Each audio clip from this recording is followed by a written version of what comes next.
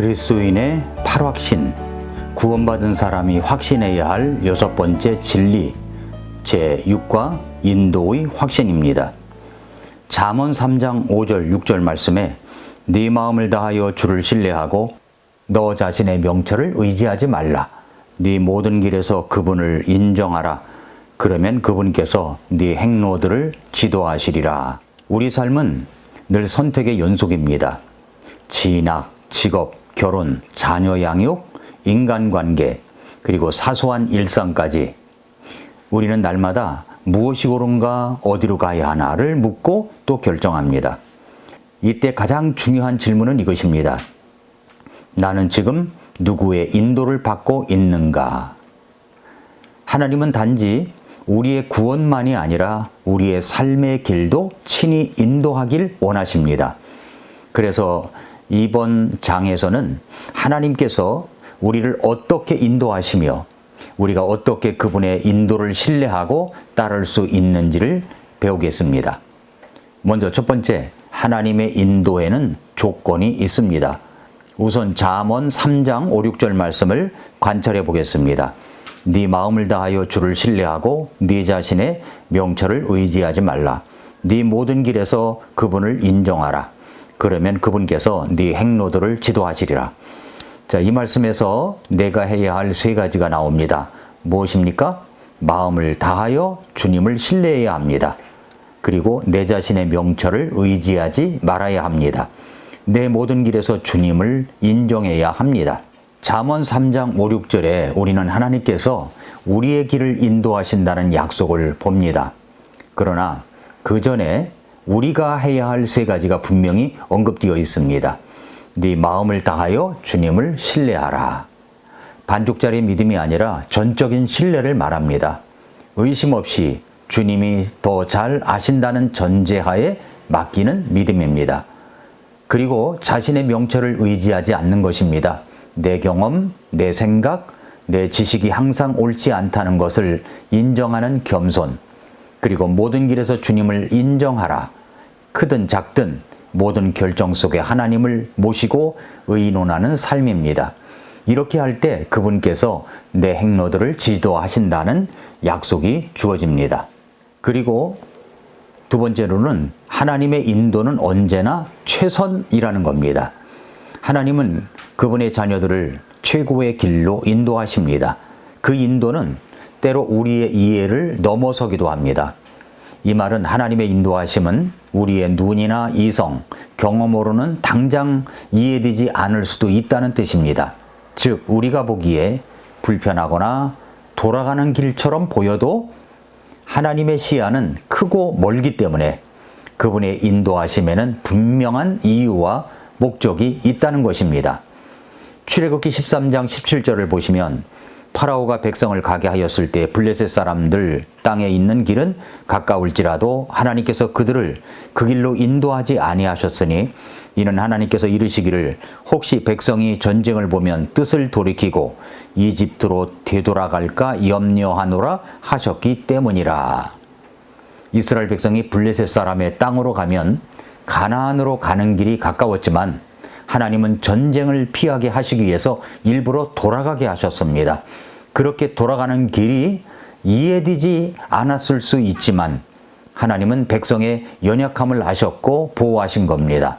우리의 시야는 눈앞의 편리함이나 효율에 머물지만 하나님의 인도는 우리의 성장, 보호, 미래의 유익을 보시고 움직이시는 것입니다. 시편 32편 8절에서 내가 너를 훈계하며 네가 가야 할 길로 너를 가르치고 내 눈으로 너를 지도하리로다. 하나님은 눈으로 직접 보살피며 인도하십니다. 민수기 13장 14장에는 백성들이 하나님의 인도를 거절하고 불평했을 때 결국 광야에서 방황해야 했습니다. 하나님의 인도는 때로 고난처럼 보일 수 있지만 그것을 거절할 때 더 큰 대가를 치르게 된다는 말씀입니다.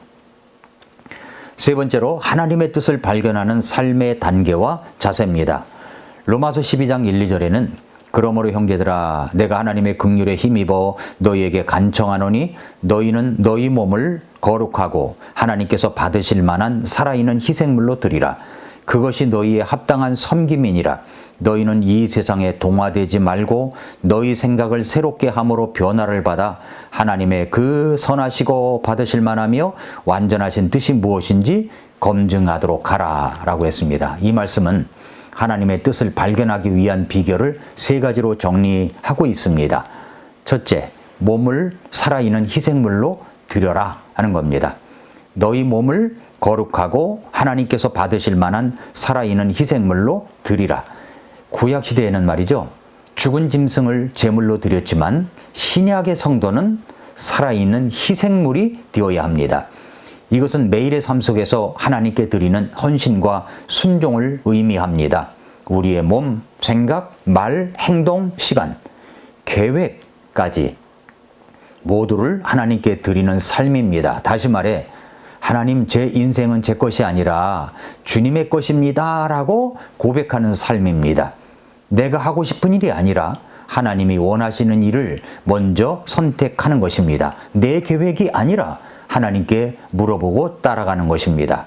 몸을 살아있는 희생물로 드리라.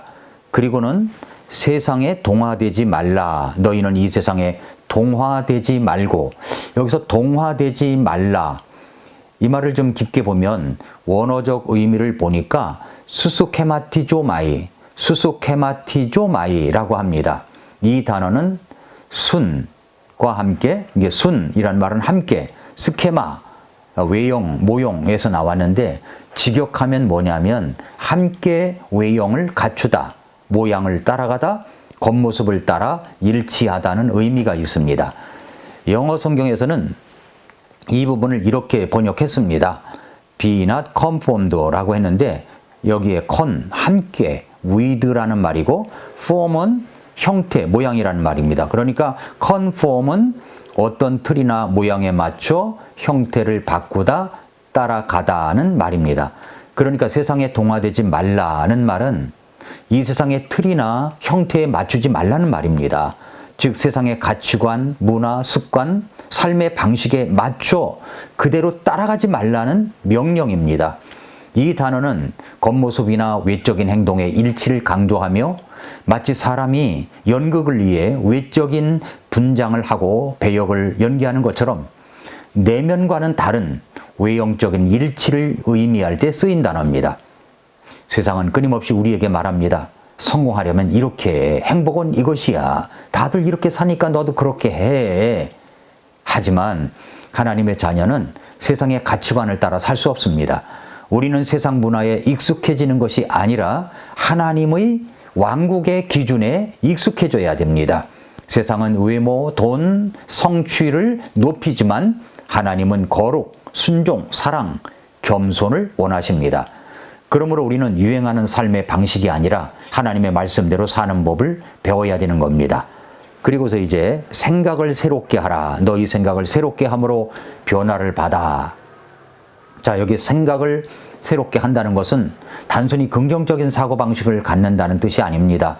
하나님의 말씀으로 기존의 잘못된 생각을 교정하고 바꾸고 새롭게 채워야 한다는 말씀입니다. 이 과정을 통해서 우리의 가치관, 우선순위, 인생의 목적이 변화됩니다. 말씀은 영혼의 거울입니다. 우리가 매일 말씀을 읽고 묵상할 때 내가 지금 하나님의 뜻 안에 있는지, 세상의 방식대로 살고 있는지 스스로 돌아보게 됩니다. 하나님의 말씀으로 매일 아침마다 내 생각을 리셋하는 훈련을 계속해 나가야 합니다. 이러한 과정을 통해서 우리는 하나님의 선하시고 온전하신 뜻을 분별할 수 있게 되는 것입니다. 네 번째, 하나님을 신뢰하는 자에게 주시는 복이 있습니다. 예레미야 17장 5절과 그리고 7절 8절은 아주 대조적인 그런 말씀입니다. 주가 이같이 말하노라. 사람을 신뢰하고 육체를 자기 무기로 삼으며 마음의 주로부터 떠난 사람은 저주를 받으리라. 이제 5절 말씀이고 7, 8절은 주를 신뢰하며 주를 소망으로 삼는 사람은 복이 있나니 그는 물가에 심은 나무 곧 뿌리를 강가로 뻗은 나무 같아서 더위가 오는 때를 보지 아니하고 잎이 푸르며 가무는 해에도 걱정이 없고 열매 맺는 일을 그치지 아니하리라. 자, 이 두 말씀은 신뢰의 대상이 인생의 방향을 결정한다는 것을 보여주고 있습니다. 우리는 모두 무언가를 신뢰하며 살아갑니다. 어떤 사람은 자기 능력을, 어떤 사람은 돈이나 권력을, 사람의 관계를, 어떤 사람은 자신의 경험이나 지식을 신뢰합니다. 그런데 성경은 말씀하십니다. 사람을 신뢰하는 자는 저주를 받고 주님을 신뢰하는 자는 복이 있다. 이것은 단지 감정적인 위로나 도덕적인 조언이 아니라 영적인 현실입니다. 먼저 사람을 신뢰할 때 생기는 결과입니다. 17장 5절 다시 보시면 주가 이같이 말하노라. 사람을 신뢰하고 육체를 자기 무기로 삼으며 마음의 주로부터 떠난 사람은 저주를 받으리라. 사람은 불완전하고 유한한 존재입니다. 그 누구도 우리 인생을 온전히 책임질 수 없습니다. 육체를 자기 무기로 삼는다는 것은 자신의 힘, 능력, 전략만을 의지한다는 뜻입니다. 그 결과 마음이 하나님에게서 떠나고 결국 저주 하나님의 보호 밖에 놓이게 되는 겁니다. 이것은 하나님을 무시하고 자기 방식대로 인생을 끌고 가려는 그 사람의 끝이 결국은 평안하지 않다는 것을 말하는 겁니다. 그 다음에 이제 하나님을 신뢰할 때 누리는 복이 있습니다. 예레미야 17장 7, 8절인데 주를 신뢰하며 주를 소망으로 삼는 사람은 복이 있나니 그는 물가에 심은 나무 곧 뿌리를 강가로 뻗은 나무 같아서 더위가 오는 때를 보지 아니하고 잎이 푸르며 가무는 해에도 걱정이 없고 열매 맺는 일을 그치지 아니하리라. 주님을 신뢰한다는 것은 말이죠. 하나님, 저는 내 힘으로 살 수 없습니다. 주님이 내 인생을 책임져 주셔야 합니다. 라고 고백하는 태도입니다. 주님을 소망으로 삼는다는 것은 세상이 아니라 하나님께 기대고 바라는 마음을 말하는 겁니다. 그런 사람, 하나님을 신뢰하는 사람에 대해서 성경은 뭐라고 말씀하냐면 물가에 심은 나무에 비유하고 있는 겁니다. 뿌리를 강가로 쭉 뻗어 있어서 아무리 가뭄이 와도 두려워하지 않고 잎이 마르지 않고 늘 청청해서 걱정이 없고 열매 맺는 삶을 살아가는 겁니다. 핵심이 뭐냐? 내 인도의 열쇠를 누가 쥐고 있느냐 하는 겁니다. 누구를 신뢰하고 있습니까? 내 인생의 방향을 결정하는 것은 내 능력이 아닙니다. 내 삶이 복된 길로 인도받을 수도 있고 방황하는 길로 빠질 수도 있습니다. 그렇다면 나는 진심을 다해 주님을 신뢰하고 있습니까? 다섯 번째, 우리의 명철은 하나님의 지혜에 미치지 못한다는 것을 아주 절감해야 됩니다. 이사야 55장 8, 9절에 내 생각들은 너희 생각들과 같지 아니하며 하늘들이 땅보다 높음같이 내 길들은 너희 길들보다 높고 내 생각들은 너희 생각들보다 높으니라 라고 했습니다. 이 말씀은 우리가 아무리 똑똑하고 경험이 많아도 하나님의 생각과 계획을 다 이해할 수는 없다는 사실을 가르쳐 줍니다. 우리는 제한된 시야와 지식으로 당장의 결과만 보지만 하나님은 시작과 끝을 동시에 보시는 전능한 분이십니다.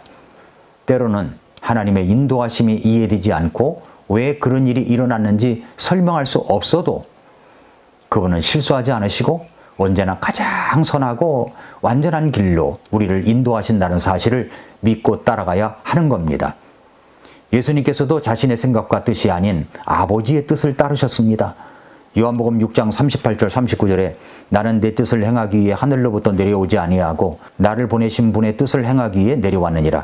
나를 보내신 아버지의 뜻은 이것이니 곧 그분께서 내게 주신 모든 것 중에서 내가 하나도 잃지 아니하고 마지막 날에 그것을 다시 일으키는 것이니라. 자, 여러분, 예수님도 그렇게 하셨다면 우리는 당연히 그 주님의 발자취를 따라가야 하지 않겠습니까?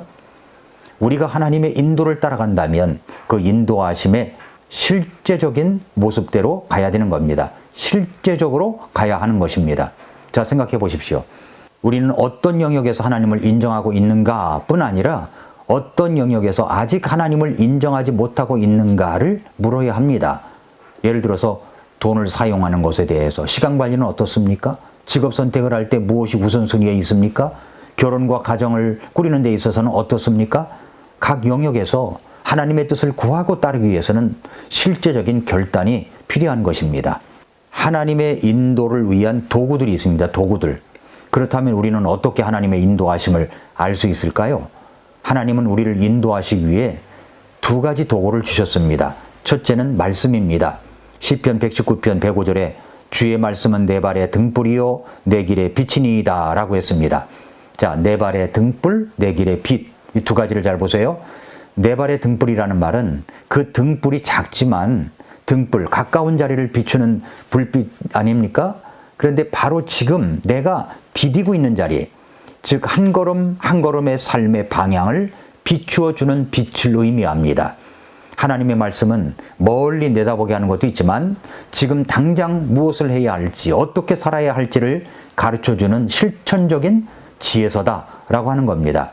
또 하나, 내 길의 빛이다 라는 말은 인생의 긴 여정, 방향성, 그리고 전체적인 삶의 코스를 가리키는 겁니다.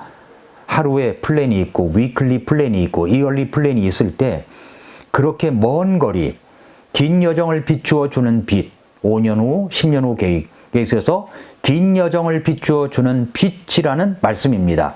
하나님의 말씀이 그렇다는 말입니다. 그러므로 하나님의 말씀은 단지 오늘 하루뿐 아니라 위클리뿐만 아니라 인생 전체의 길을 밝히는 진리의 빛이십니다. 어디로 가야 할지 모를 때 두려움과 혼돈 속에서도 하나님의 말씀은 삶의 기준이 되어주고 진리 가운데 걸어가게 한다는 겁니다. 하나님의 말씀은 지금의 내 발걸음을 인도해주는 등불이자 내 인생 전체의 방향을 비추는 빛이십니다. 그렇기 때문에 우리는 날마다 하나님의 말씀을 가까이 하고 그 말씀의 빛 아래서 인도하심 속에서 걸어가야 하는 것입니다.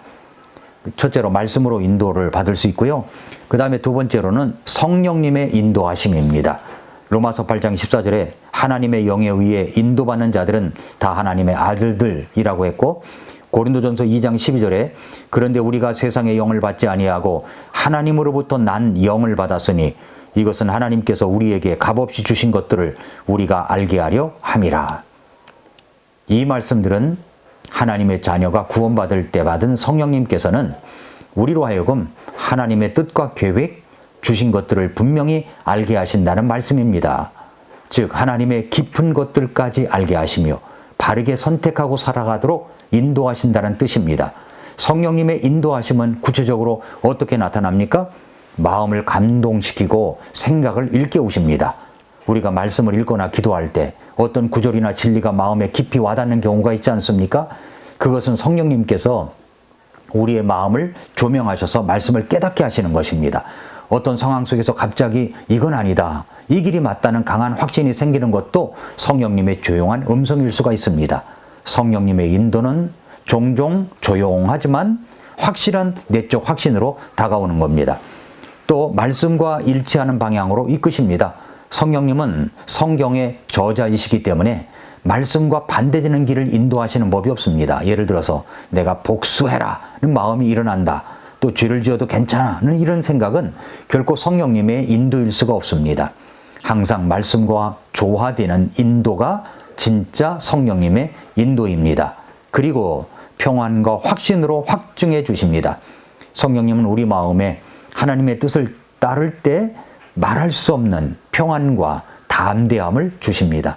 갈등하고 불안했던 마음이 기도와 말씀 가운데 정리가 되고 평안해지는 것, 그것이 성령님의 인도하심의 특징 중 하나입니다. 회피가 아닌 순종으로 이끄십니다. 성령님의 인도는 항상 하나님을 더 의지하게 하고 신앙적으로 성장하도록 이끄신다는 겁니다. 피하고 싶은 길이라도 그것이 하나님의 뜻이라면 순종하게 하시는 힘을 주십니다. 성령님의 인도하심과의 관계는 성령님은 단지 방향을 알려주시는 내비게이션 뿐만 아니라 함께 걸어가시며 인도하시는, 그리고 도우시는 인격적 동행자이십니다. 주님은 우리 안에 내주하시며 때마다 우리를 생명의 길로 이끄시고 때론 죄를 책망하시며 때론 격려하시며 올바른 결정을 하도록 도우십니다. 그런데 우리가 그 인도하심 속에서 살아간다고 할지라도 때로는 내가 이해할 수 없는 상황이 펼쳐질 수가 있습니다. 그때 우리는 어떻게 해야 됩니까? 그러한 것에 대해서 야고보서 1장 5절부터 7절에서는 이렇게 말씀하십니다. 너희 중에 어떤 사람이 지혜가 부족하거든 모든 사람에게 너그러이 주시고 꾸짖지 아니하시는 하나님께 구하라. 그러면 그분께서 그것을 그에게 주시리라. 그러나 그는 믿음으로 구하고 어떤 일에도 흔들리지 말라. 흔들리는 자는 마치 바람에 밀려 요동하는 바다 물결 같나니 그 사람은 자기가 주께 무엇을 받으리라고 생각하지 말라. 그렇습니다. 지혜가 필요할 때 기도하십시오. 이해가 안 될 때 기도하십시오. 지혜를 구하십시오. 믿음으로 구하고 의심하지 마십시오. 어떤 일에 대해서 주님의 인도하심을 구할 때 인내가 필요할 때가 많습니다. 그래서 히브리서 10장 36절에서는 너희가 하나님의 뜻을 행한 뒤에 그 약속하신 것을 받기 위해서는 너희에게 인내가 필요하니라. 그렇습니다. 인내가 필요한 겁니다. 믿음의 길은 즉각적인 응답이 아니라 인내의 여정이기도 하기 때문입니다. 지금 내 삶에서 하나님의 인도하심을 기다리는 부분은 무엇입니까? 그 문제에 대해서 하나님을 진정으로 신뢰하며 무엇을 실천하고 있습니까? 오늘 암송하는 말씀을 다시 한번 읽어보십시오. 잠언 3장 5, 6절 말씀. 네 마음을 다하여 주를 신뢰하고 너 자신의 명철을 의지하지 말라. 네 모든 길에서 그분을 인정하라. 그러면 그분께서 네 행로들을 지도하시리라. 그러면 내 행로들을 지도하신다는 말씀에 앞선 세 가지 사실을 기억하십시오. 마음을 다하여 주님을 신뢰하십시오. 자신의 명철을 의지하지 말아야 합니다. 내 모든 길에서 주님을 인정해야 합니다.